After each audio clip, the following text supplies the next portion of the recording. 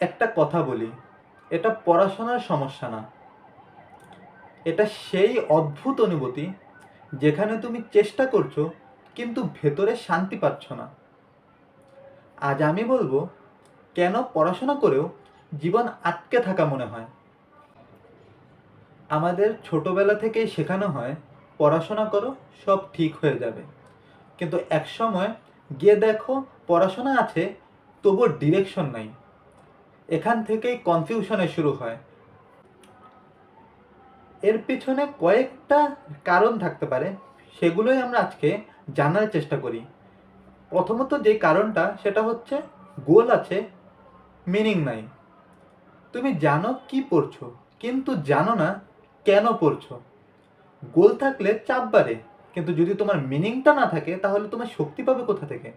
তাই তোমাকে জানতে হবে তুমি কেন পড়ছো, কেন কাজটা করছো। 2 নম্বর যে কারণটা হতে পারে সেটা হচ্ছে দিনভর ব্যস্ত। ক্লাস, ক্লাসের পর নোট, সেই ক্লাসের নোট, স্কুল, কলেজ সব চলছে, কিন্তু ব্যস্ত থাকা মানেই এগোনো না। তোমাকে ব্যস্ত হতে হবে সঠিক পদ্ধতিতে, সঠিকভাবে, পরিকল্পনা অনুযায়ী।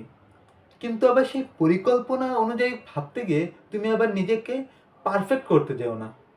তুমি পরিকল্পনা করো, সুন্দরভাবে ধীরে ধীরে এগোতে থাকো। তৃতীয়ত যে কারণটা হতে পারে সেটা হচ্ছে অন্যদের টাইমলাইনের সাথে তুলনা। কারো চাকরি, কারো স্কিল, কারো লাইফ আপডেট। তুমি নিজের ভেতরের পথ অন্যদের বাহিরের ফলের সাথে তুলনা করছো। এটা অনেক বড় একটা কারণ। চতুর্থ যে কারণটা হচ্ছে সেটা হচ্ছে নিজের সাথে কথা না বলা। আমরা পড়ি কিন্তু ভাবি না, নিজেকে প্রশ্ন করি না আমি আসলে কি চাই। নিজেকে প্রশ্ন করতে হবে, নিজেকে জানতে হবে।